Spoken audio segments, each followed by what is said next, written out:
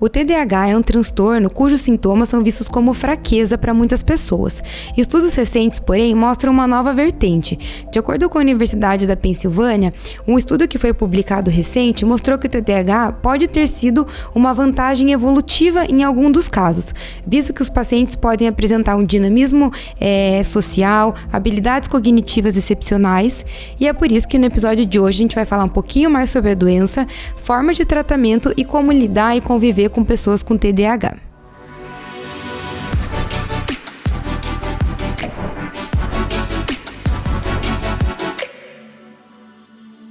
Olá, estamos aqui com o Conecta Med, seu podcast sobre saúde e bem-estar.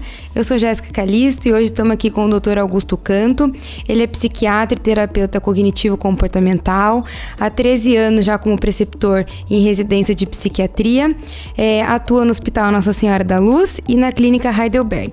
Obrigado por estar aqui, doutor, prazer. Prazer é todo meu, Jéssica. Fico muito feliz por ter sido convidado, e poder participar dessa conversa sobre uma doença que está aí em foco hoje em dia, Doutor, a gente vai começar um pouquinho pela definição. Queria que o doutor falasse pra gente o que seria o TDAH. Veja, o TDAH, como a sigla já diz, é um transtorno de déficit de atenção e hiperatividade. Então eu tenho 3 sintomas que são importantes na doença, que é a desatenção por si só, a hiperatividade, seja física ou seja mental, e também a impulsividade. Só que esses 3 são importantes, mas não são os únicos. Eu não posso fazer um diagnóstico baseado em apenas esses 3 sintomas, porque se eu for pensar em desatenção, impulsividade e hiperatividade, 80% de nós aqui vamos, de alguma forma, achar que nós temos isso. Então é importante a gente entender o que é um traço do transtorno e o que seria a doença, A doença por si só é um transtorno, então eu preciso ter uma piora, uma má qualidade de vida ou até mesmo aquela questão assim de uma perda na minha parte social, uma perda na minha parte pessoal e uma perda na minha parte de estudos ou profissional. Eu tenho que perder qualidade ou ter maiores dificuldades. Então, isso que é o transtorno, Eu só ser desatento ou estabanado, por exemplo, esquecido e não ter um problema em pelo menos 2 dessas áreas, seja profissional, social e pessoal, não significa que é um transtorno. A gente percebe que as pessoas no dia a dia ficam muito na dúvida se é um problema da geração, uma geração mais ansiosa, mais imediatista, ou se realmente tem algum transtorno. Quais seriam os critérios diagnósticos para eu confirmar o TDAH? Veja, assim, nós temos uma série de critérios diagnósticos, O que assim, eu não vou falar com você, eu acho que todos eles, um por um, que acaba ficando uma coisa maçante, mas o que a gente tem que entender, Então, ela é uma doença, no neurodesenvolvimento, a pessoa, ela não pega o TDAH, ela não aparece com o TDAH, ela nasce com o TDAH.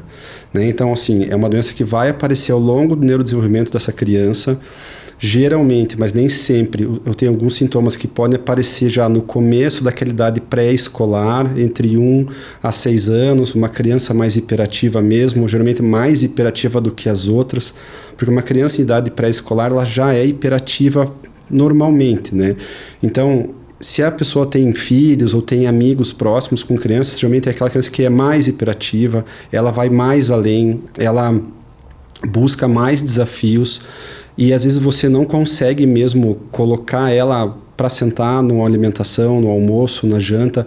A criança muitas vezes até fala para você que ela tem uma grande dificuldade em ficar quieta.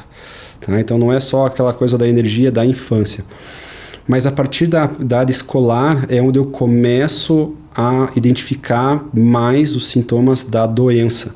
Então, quando eu começo a ter um déficit escolar, uma criança que não consegue acompanhar a turma, uma criança que acaba atrapalhando muitas vezes o andar da aula, então aquela criança que levanta, que senta, que conversa, que joga papelzinho, essa criança, quando ela está indo além, geralmente quem consegue ver isso primeiro são os professores, então, que acabam identificando hoje em dia, eles têm um treinamento maior, um entendimento maior do que é uma criança com TDAH, do que é uma criança basicamente mal educada, vamos dizer assim, ou com outros transtornos do neurodesenvolvimento, como um transtorno opositor desafiador, um transtorno de conduta, que também são muito comórbidos no TDAH. Essa criança, geralmente, então, ela não vai conseguir acompanhar, ela vai ter muitas notas muito ruins, comportamentos ruins, e por muitas vezes vai ter muitos apelidos, vai sofrer bullying, ou mesmo é aquela pessoa que acaba fazendo mais o bullying porque ela se sente meio periférica ali à turma, né? E para chamar um pouco da atenção dos outros, como ela não consegue render bem, não consegue acompanhar esse grupo, muitas vezes não só na questão do estudo, mas em si das brincadeiras, porque é uma criança que com uma frequência muito grande está ali perdida no mundo das nuvens, então não entende a brincadeira, acaba tendo palavras assim sem nenhum contexto no ambiente, então ela acaba sendo meio que excluída e ela acaba então às vezes tentando ser um pouco mais agressiva, muitas vezes, para tentar chamar um pouco mais de atenção para si. Tá? Então assim, é onde a gente acaba vendo mais, mas é claro, impulsividade é muito frequente, essa criança quer ser mais estabanado, não conseguir se concentrar, a questão da concentração é o segundo sintoma mais importante no TDAH, desatenção com tudo, muitas vezes começar várias tarefas, mas não terminá-las, ou quando termina de uma forma não satisfatória, é o que a gente acaba vendo que é mais frequente na criança. A hiperatividade física e mental, a mental, ela é meio que ao concurso, assim, ela está em todos os quadros. Mas eu tenho mais hiperatividade física em meninos do que em meninas. Tanto é que até alguns anos atrás, acreditava-se que o TDAH era uma doença exclusiva dos meninos. Por que isso, doutor? De onde vem? Justamente pela hiperatividade. Porque o hiperativo físico é muito fácil de ver, né? Então é aquele menino que está fazendo aquela bagunça inteira na sala de aula. Eu acredito que todos nós tivemos um ou outro conhecido, amigo. Eu tive um grande amigo meu na escola que era o típico TDAH. Mas ninguém identificou, e quem foi fazer o diagnóstico dele, assim, numa conversa de boteco, fui eu, ainda falei para ele se tratar, e depois de anos ele foi se tratar. Mas na época, ele era o primeiro a fazer a bagunça, era o que mais tomava advertência. Então esse comportamento que é assim, disruptivo dentro de uma sala de aula é muito fácil de notar. A desatenção, como a menina tem mais a desatenção, é mais difícil, porque a menina desatenta, ela não vai atrapalhar a aula, mas ela vai estar naquele mundo da lua dela. Né, viajando, assim, a professora vai estar falando alguma coisa e ela está em outro lugar. Qualquer estímulo externo tira ela de concentração, então mesmo que a pessoa, que ela tente se concentrar no que a professora está falando, se um passarinho piar, se um avião passar, se cair um lápis, ela já perdeu o foco. Então acaba sendo uma menina que não vai acompanhar bem as notas, mas não vai destoar em comportamento, sabe? Então, por isso que até alguns anos atrás achava-se que era exclusivo de menino, sabe? Entendi. E, doutor, a gente vê muitos adultos hoje em dia reclamar, acho que tem o TDAH. O doutor falou que um diagnóstico é mais ali na fase pré-escolar. É possível passar durante toda essa fase sem muitos sintomas e eles começarem a aparecer na fase adulta? Na realidade, o que acontece é assim, muitos dos adultos que a gente faz o diagnóstico de TDAH sempre tiveram sintomas, mas às vezes são pessoas que têm uma capacidade cognitiva maior, então mesmo não estudando, conseguiam ir, sabe? Ou às vezes passavam aos trancos e barrancos, era aquela coisa, mas é mais preguiçoso, mas foi indo. Eu tenho colegas meus que são psiquiatras, são médicos que têm o diagnóstico, muitos outros amigos meus ou pessoas que eu conheço, mesmo no meu consultório, são engenheiros, advogados, empresários, pessoas que em teoria têm bons cargos, com uma demanda cognitiva muito boa, mas que realmente são TDAH. A gente descobre de que forma. Essas pessoas que têm essa capacidade cognitiva maior, então assim, no colégio, beleza, vai passando, chega numa faculdade, a pessoa é inteligente, ela acaba passando, vai passando o curso, só que quando ela começa a chegar na vida adulta, na fase profissional, aí eu tenho mais desafios, não só o desafio intelectual, mas é um desafio de um comportamento, sabe? De chegar no horário, de não se atrasar, de saber ser objetivo nas tarefas que você tem que fazer. E aí começa a aparecer, essas pessoas começam a ter uma dificuldade, ou seja, um gasto de energia para fazer algo ali do trabalho muito maior do que os colegas. Então ele também acaba percebendo que ele vai ficando para trás muitas vezes, ou esse gasto energético é enorme. Só que o mais comum, agora até que nem tanto, depois da pandemia, até depois a gente pode conversar sobre isso, mas depois da pandemia mudou um pouco esse tipo de busca. Mas antes da pandemia, o nosso diagnóstico nos pacientes com TDAH, geralmente eles vinham com outras doenças. Transtorno de ansiedade, transtorno depressivo ou mesmo transtorno de abuso de substâncias. E a gente tratava essas doenças e aí a gente percebia que ficava algo diferente residual ali. Isso, que era essa desatenção, essa dificuldade de foco, que já não justificaria mais pelo quadro clínico da outra doença que a pessoa veio buscar. Então, tem alguns pacientes no consultório que ficaram comigo 1 ano tratando uma depressão ou uma ansiedade e depois que estariam de alta, não saíram de alta porque a gente começou a conversar sobre essas dificuldades que a pessoa tem. Poxa, Augusto, eu demoro demais para me organizar, eu preciso fazer, preciso lá trocar a lâmpada da minha casa, eu vou para trocar a lâmpada, mas daí eu abro a geladeira, eu já não lembro que eu abri a geladeira, não sei porque eu estou com a lâmpada na mão, e eu começo a me embolar, então para fazer uma coisa que seria 5 minutos, eu demoro meia hora ou eu não faço. Né? Isso não é da ansiedade, isso não é da depressão, isso é algo que já veio basal.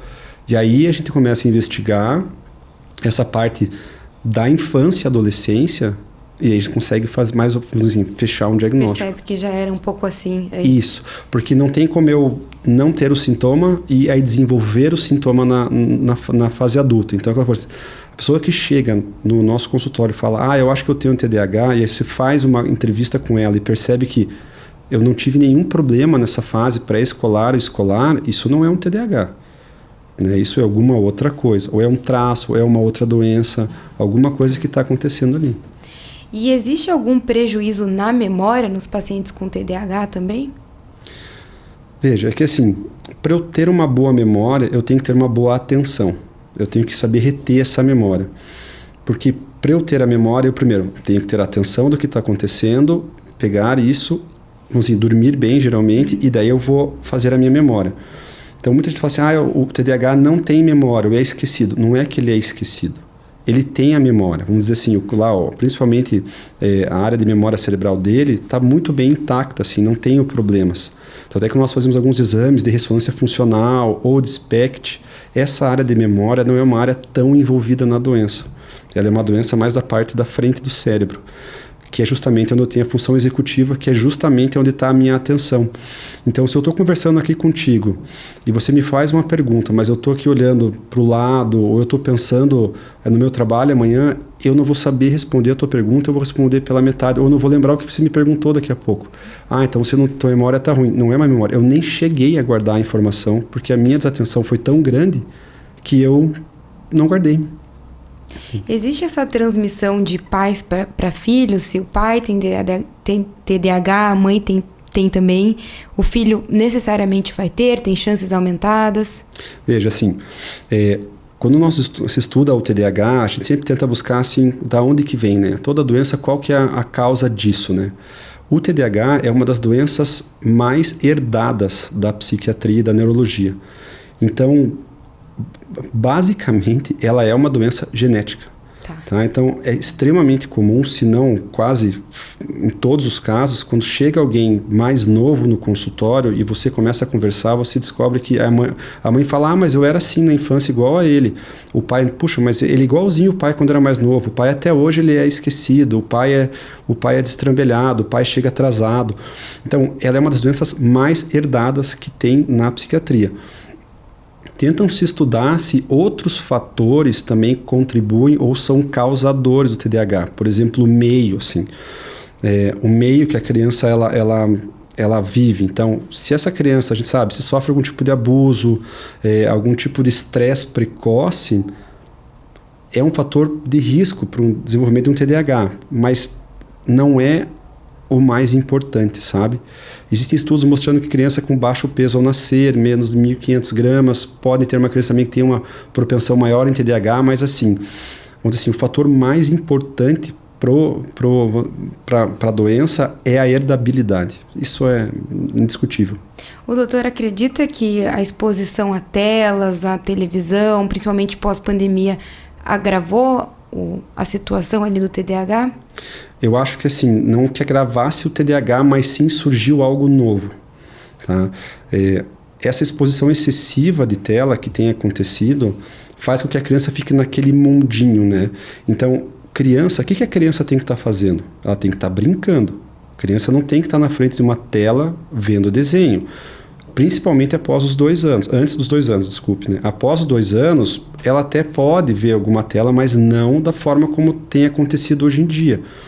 Essa criança na tela, ela não desenvolve a capacidade de abstração dela, a capacidade lúdica dela. Que nós sabemos que é fundamental no neurodesenvolvimento de uma pessoa eu desenvolver a minha capacidade lúdica, que é a capacidade de brincar mesmo. Né? Quando nós somos crianças, nós fazemos brincadeiras. Eu vejo a minha filha lá, ela brinca com as Barbie dela, que vai no cinema, que vai na casa da amiga, ela faz lá as conversas, tudo.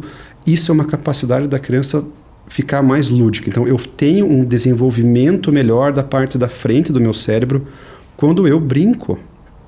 E com essa tela, eu tenho vamos dizer assim, um atraso do desenvolvimento, ou até mesmo, às vezes, um não desenvolvimento dessa capacidade de abstração melhor, essa capacidade lúdica. Então, é uma criança que realmente ela fica mais desatenta, mas não porque ela está desatenta pelo TDAH. Ela está desatenta porque ela hiperfoca naquele prazer imediato que é a tela. Ela também não aprende a atrasar o prazer, né? Então é aquele prazer imediato, essa geração do não existe pausa, não existe propaganda, né? Quando eu era mais novo, eu via desenho, era 1 hora por dia, era o desenho que tinha, você não escolhia e tinha propaganda. Então isso também nos ajudou a desenvolver uma capacidade de resiliência maior, porque esse limiar mais baixo, a frustração que essas crianças têm, também tem no TDAH. Então também confunde, né? A criança com TDAH e geralmente a pessoa com TDAH tem o limiar, a frustração menor. E a criança que está na tela, que até o que nós chamamos mais hoje em dia é de autismo de tela, ela também vai ter esse limiar baixo, frustração.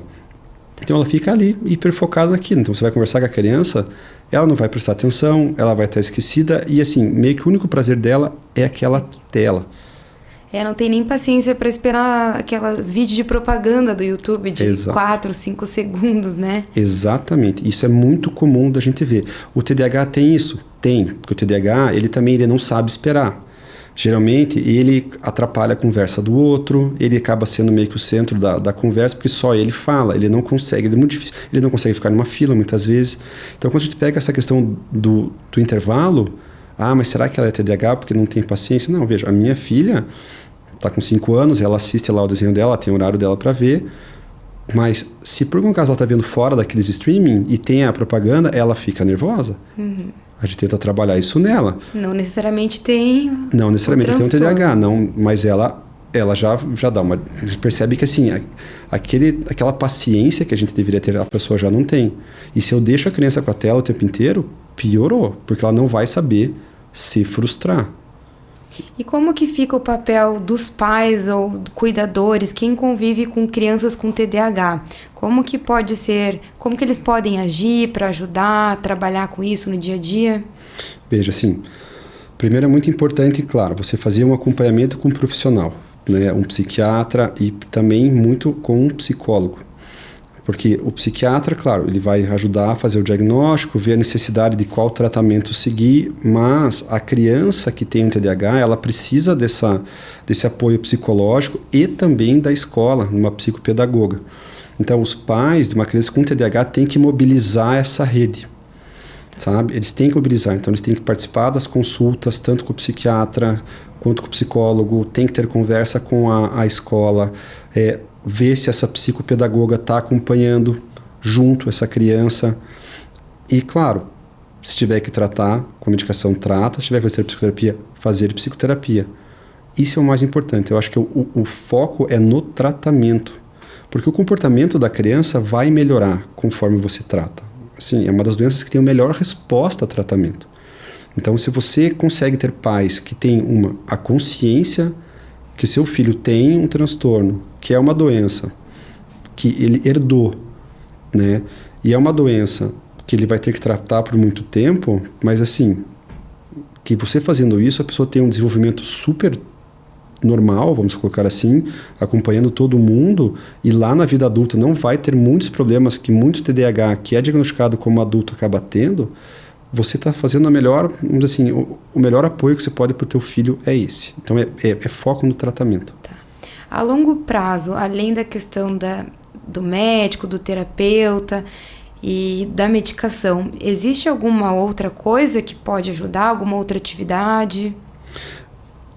Tem alguns estudos aí falando muito em relação à atividade física e questão alimentar. Ainda isso é meio, vamos dizer assim, os resultados são mistos. Assim, para o TDAH em si, é duvidoso. Porém, a gente sabe que crianças com TDAH têm uma propensão maior de serem obesos, porque essa desatenção e essa hiperatividade levam a criança a comer mais e a comer de forma errada. Então, se você consegue ter um controle alimentar e se você consegue colocar uma atividade física, a atividade física ainda mais, porque a pessoa que está fazendo atividade física, ela vai liberar hormônios, né, endorfinas, e mesmo a questão da dopamina e da noradrenalina, que são 2 hormônios muito importantes na biologia da doença. A gente sabe que a pessoa que, logo depois que faz atividade física, ela se sente melhor, ela se sente mais concentrada.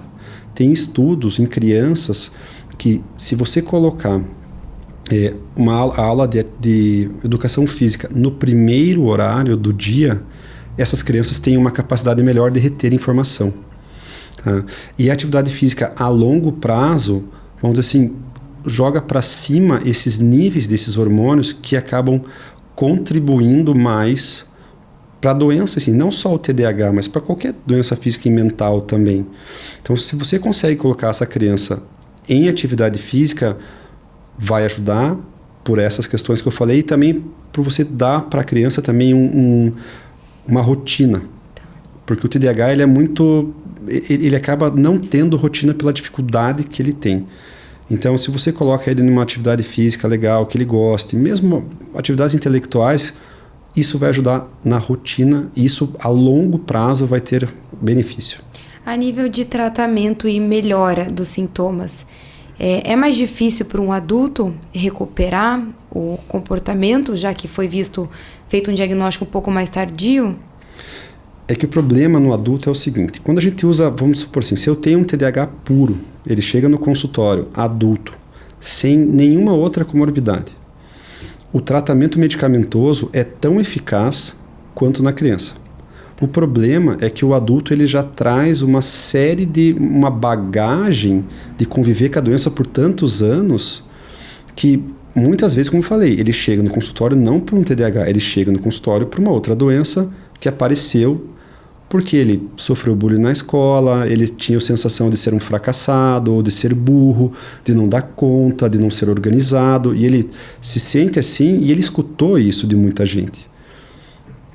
Então, no adulto vem essa bagagem junto que na criança nós não temos, sabe? E o adulto, ele não... Aquela questão da hiperatividade, que é muito fácil de ver na criança, no adulto isso geralmente diminui. E quais são as outras doenças mais associadas ao TDAH, tanto na criança quanto no adulto? Na criança, o que é mais comum como comorbidade são os transtornos de conduta e o transtorno opositor desafiador. Tá? Então, realmente, 50% na realidade, das crianças com TDAH tem transtorno opositor desafiador. Que seria o quê, doutor? Aquela criança que realmente não aceita não, que não consegue ser contrariada, que não se frustra com qualquer coisa.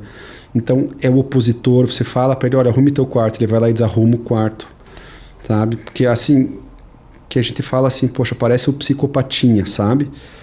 Que não aceita, é uma criança que daí sim tem um risco muito grande de ir para abuso de substância, porque ele já tem essa questão da conduta, do desafio, e no TDAH, com a impulsividade do TDAH, né, essa marginalização que muitas crianças com TDAH acabam ficando, é uma criança que acaba, muitas vezes, pode chegar perto da questão do abuso de substância. No adulto, essas comorbidades, porque assim, opositor desafiador de conduta são doenças da infância e da adolescência. Na idade adulta, o que acaba chegando mais para nós são pacientes com transtorno de ansiedade, transtorno depressivo maior, abuso de substância E o que não chega no consultório, mas tem como comorbidade, com o transtorno de personalidade antissocial. Então é o mais comum.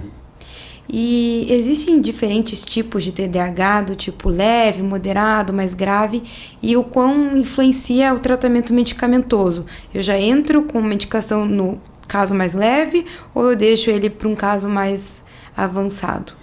Sim. Nós temos ali o TDAH, que a gente pode falar leve, moderado e grave. Tem o TDA só, né? O transtorno de déficit de atenção, que é até mais comum, e o TDAH. Aí a gente tem que dividir assim, criança pré-escolar, criança, adolescente e adulto, né? Em pré-escolares, mesmo que eu tenha uma suspeita de um TDAH mais grave, nós evitamos o uso de medicação, tá? A gente tenta mais ir para técnicas comportamentais, terapêuticas. Em crianças, a partir dos 6 anos, nessa idade escolar, de alfabetização, até a adolescência, o TDAH leve, você tenta realmente com atividade física, alimentação, a psicologia, né, os transtornos, as terapias comportamentais, principalmente, a gente tenta ir no TDAH leve. Até tem estudos agora com certo tipo de coaching, mas isso ainda é obscuro, assim. Mas a gente vai mais para terapia. A criança com o TDAH moderado a grave, essa criança vai para a medicação. Além da parte terapêutica também, acompanhamento na escola, né? Não é só o remédio, né? Só o remédio ele resolve muita coisa, mas não resolve tudo. O adulto, geralmente quando o adulto já chega no nosso consultório é porque ele já tem muito prejuízo. Quando ele chega só falando do TDAH. Então ele já tem o prejuízo. Então 99% das vezes a gente vai para a medicação já de cara. E como seria o acompanhamento de um paciente que faz tratamento? De quanto em quanto tempo? Existe algum exame a mais que ele deve fazer? Veja, assim, a criança, você acaba fazendo no começo um atendimento com a criança, você chama os pais também, né? Porque isso é muito importante, no adulto também é. Então, se eu tenho uma dúvida diagnóstica de um adulto que seja TDAH, eu vou chamar o cônjuge, eu vou chamar o pai, eu vou chamar a mãe, porque eu também preciso ver deles como é que era esse comportamento, né? É importante para, vamos dizer assim, é mais uma fonte de informação para nós. Mas, geralmente, a resposta é rápida. O tratamento farmacológico, principalmente nos sintomas de desatenção, concentração, impulsividade, eu tenho uma resposta muito mais rápida do que eu tratar outras doenças psiquiátricas, por exemplo, um transtorno de ansiedade ou depressivo maior. A criança, muitas vezes, em uma semana, tem uma resposta fantástica para esses sintomas. Sim. Eu tenho que pensar também que, às vezes, a criança já vem meio viciada com outros sintomas comportamentais, que isso o remédio não muda. Né? O comportamento da criança eu não vou mudar. Agora, os sintomas da desatenção, hiperatividade e impulsividade, sim. No adulto também é muito rápido. Então, se o paciente responde rápido ao tratamento, você acaba acompanhando ele a cada 2, 3, 4 meses. Eu tenho pacientes meus que eu vejo a cada 6 meses, que está tão estável no tratamento que eu não preciso ficar vendo com tanta frequência. Se eu estou começando um tratamento, o paciente ainda está sintomático, também tem questões comportamentais, a gente vai conversando com mais frequência, uma vez por mês, muitas vezes. O TDAH é uma doença crônica, tá? Ela não tem cura. 65% das crianças com TDAH que entram na idade adulta vão continuar com os sintomas. 35% delas não, mas 65% vão continuar sintomáticas. Então é uma doença que eu vou ter que tratar meio que a longo prazo. Tem pessoas que vão parar remédio, tem pessoas que não vão parar remédio, e vamos dizer, cada caso vai ser um caso. E às vezes para e tem que voltar, existe esse ciclo, assim, sim, muitas vezes. Sim, existe o ciclo de parar e voltar. É óbvio, a gente tenta não fazer isso, né? A gente vai acompanhando esse paciente, porque às vezes eu passo a medicação, ele usa por alguns anos, e o tratamento comportamental, o tratamento psicológico vai ensinando técnicas para ele, que ele vai conseguindo se organizar melhor. E muitas vezes, principalmente se eu estou pegando uma criança ou um adolescente, isso é melhor.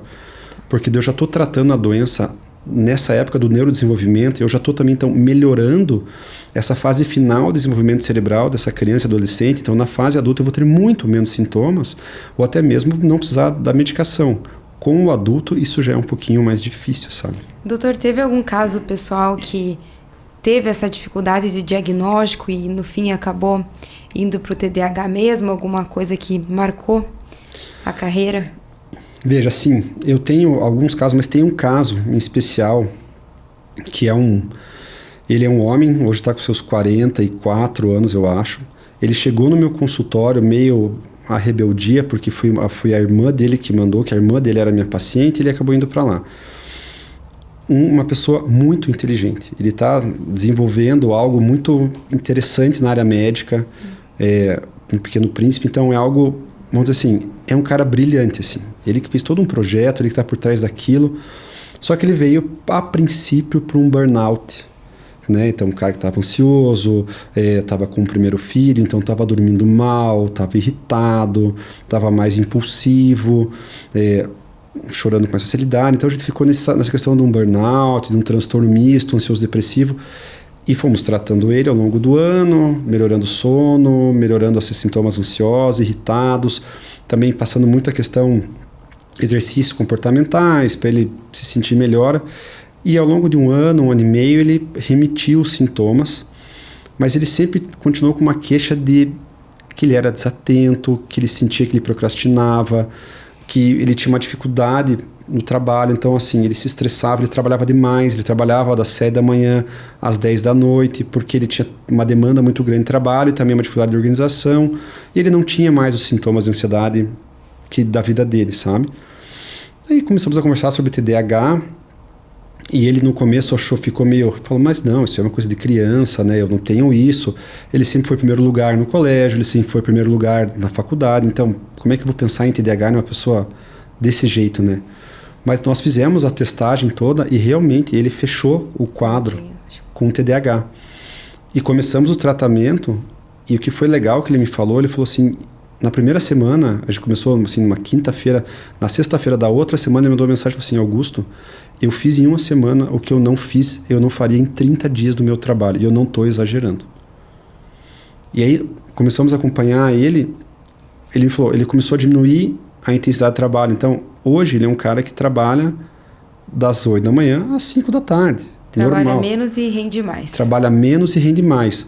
Ainda é um trabalho estressante, ainda ele assume muitas coisas, que é a personalidade dele, mas é muito diferente. Hoje ele é um cara que ele fala assim, eu sou multitask, né? Eu faço múltiplas tarefas, mas eu faço as tarefas. Eu consigo fazer. Eles conseguiram adiantar o projeto, né, esse projeto deles assim, muito mais rápido, e ele mudou a vida dele. A importância, né, do diagnóstico certo. Sim, e eu não tinha pensado em absoluto isso quando ele veio parar comigo, né? E doutor, pra gente finalizar, a gente tem um quadro que é Não Deixe Pra Depois. Queria dica do doutor de um hábito saudável que pratica no dia a dia e poderia passar pro pessoal de casa. Não deixe pra depois. Tem duas coisas na minha vida que eu nunca deixei de fazer e sempre fiz muito. Eu sempre fui meio atleta, assim, sempre fiz muita atividade física, é claro, com a idade, a profissão, a gente não tem aquele tempo todo, mas eu nunca deixei de praticar esportes na minha vida. A única vez que eu deixei de praticar esporte foi no meu primeiro ano de residência, eu ganhei 15 quilos, e aí que eu percebi que tinha algo errado. Né? Então, assim, sempre pratiquei esportes a minha vida inteira, e eu sempre tive o hábito de ler, que eu acho que é outra coisa que tem se perdido, principalmente com essas crianças, né? Eu sempre li, desde muito jovem, eu sempre li livros assim, o livro que você mais gosta, não necessariamente livros técnicos, né? Mas eu sempre li, sempre gostei muito de ficção, fantasia, biografias, então eu sempre li e li muito. Isso eu aprendi com meu pai, aprendi com a minha mãe. Isso também ajuda, principalmente a criança, a criar essa abstração, né? Essa capacidade do imaginário, né? Do pensar, imaginar uma situação. Então, por exemplo, com a minha filha, isso é um hábito que nós temos. Ela ainda não sabe ler, ela está sendo alfabetizada, mas toda noite nós lemos um livro, contamos uma história, eu peço para ela repetir as histórias depois. Então, criar isso na criança, porque isso também ajuda muito no neurodesenvolvimento dessa criança. Né? Evita muitos problemas que ela vai ter lá na frente. Então, acho que assim, são os meus dois hábitos mais saudáveis, eu acho que são mais, pelo menos para mim, que eu consigo manter. Eu gosto muito de ler também. Doutor, muito obrigada por ter participado, respondido nossas perguntas, foi um prazer. Eu que agradeço, obrigado pelo convite. Obrigada, pessoal de casa. Se gostou, curta, compartilha e até o próximo episódio.